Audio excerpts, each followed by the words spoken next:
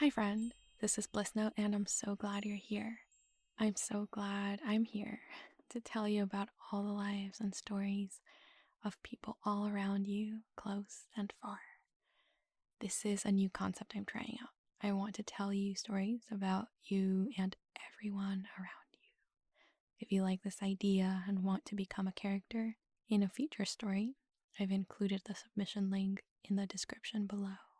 And so you can become one of the happy little souls, and we'll talk about all that they're doing now, how their day went, what they think about, what they look forward to tomorrow and the next day and the next. Their dreams, their daydreams, all of these sleepy bedtime routines, so varied, so unique to each and every person. Jeff lives close by. He's an archivist and spends his day sorting, filing, organizing corporate stories to reference later. His night lit by the soft, dim hum of his sound machine. It's set to ocean waves, and his AC gently humming to a steady, very low buzz. The white linens softly tussled a little on the bed, cool, crisp cotton.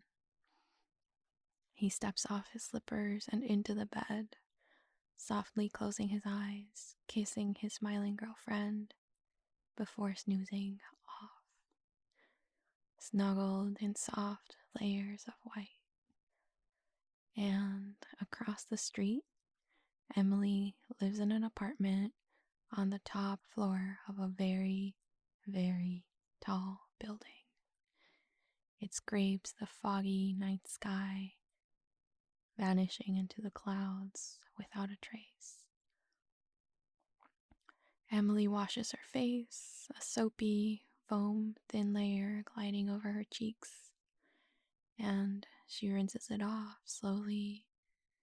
This last part of her day is very much her favorite, a moment to pamper and caress.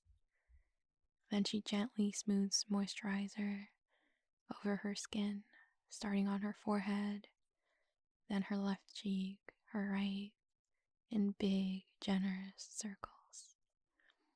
And her temples, she exhales deeply, emptying her lungs before inhaling and yawning. Her eyes so sleepy as she thinks about the tea she'll order for breakfast, probably jasmine with lavender. She heads to bed in her silk pajamas, bunny slippers, and shuts off the light. And in bed, in pitch dark, she begins to relax, while her eyes slowly adjust and start to see some of the soft outlines in the room. The shape of the ceiling fan, a piece of art on the wall, a trace of the doorway. Sleepy, sleepy, she dozes off and starts to dream, thinking about all these shapes she's so acquainted with in the daytime, but now become anonymous silhouettes in the dark. A few lit windows down and over, Lily leans over her little pup's lilac bed and kisses his forehead, whispering, "Good night, good night, good night," and then heads to bed, switching off each of the lights on the way to her bedroom. The kitchen overhead, each of the 6 living room candles, the 2 hallway sconces, and finally her bedroom night lamp. And click, it's off. And she burrows in, her dog Frankie also so cozy across the apartment, already dreaming of squirrels. She smiles, looking forward to tomorrow, her warm cheek against the cool pillow, takes a deep breath, closes her eyes, and dozes off. A few doors down, on the ground floor, John reads the last few pages of Flowers for Algernon, tearing up a little with his husband next to him. They embrace, sweetly appreciating each other the life they share. Through sleepy lids, they smile. John is a flight attendant, and after miles and miles of gliding through the night sky in a huge winged machine, the only place he wants to be is here. Warm, a little tearful, in Paul's arms. They move their heavy, drowsy arms, reaching for each other, and then reaching for their bedside tables, switching off their lights, listening in the dark to each other's breath before falling asleep and dreaming of each other. A few streets over, in an old brick row home, Cecile snacks on the last bit of a snickerdoodle cookie while finishing up her manuscript. Only the last few pages are left. A tall, skinny candle with a delicate flame burns next to her, lighting the room with a soft, soft glow. Her eyes tired, she finishes the cookie and types the last word in the manuscript and a period to close it off. Proud, happy, sleepy, she blows out the cinnamon candle and walks up and all through the house to her bed.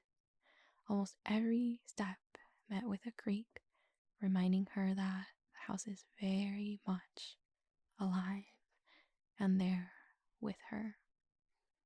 In her nightgown, she slips into bed, thinking of the next ghost story she'll write. And outside of town, where the buildings aren't tall, but the grass is, Danny closes out her day by washing brushes under cool water.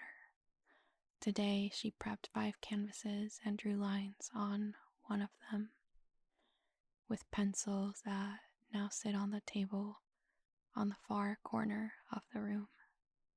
The canvas is neatly propped up against the wall,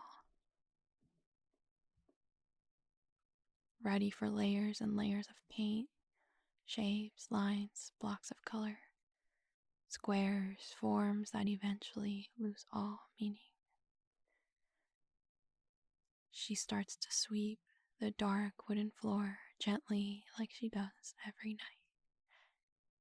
Each bristle bending and smoothing past the natural surface, the brushes damp, lying snugly on a white towel, will be dry by the morning. Good night, Danny. Good night, brushes.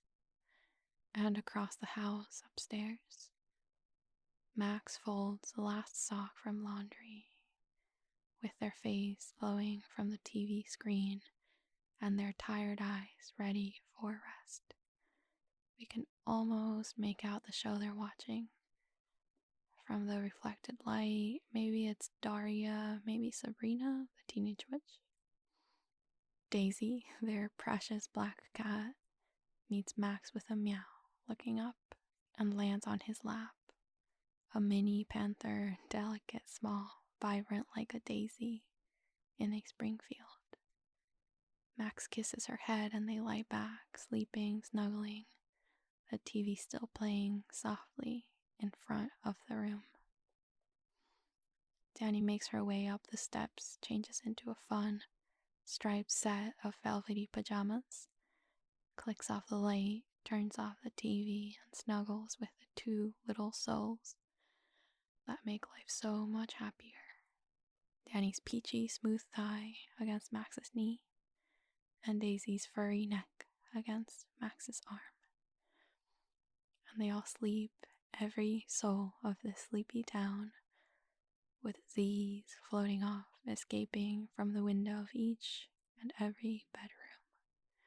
Every one Z rising slowly, as if full of helium, up and up towards the infinite sky, and joining up there together as if at a sleepy Z convention.